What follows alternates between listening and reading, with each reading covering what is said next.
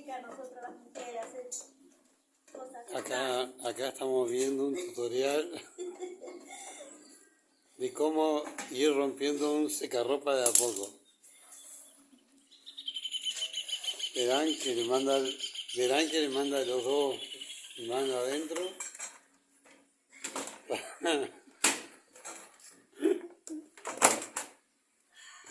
Lo acuesta.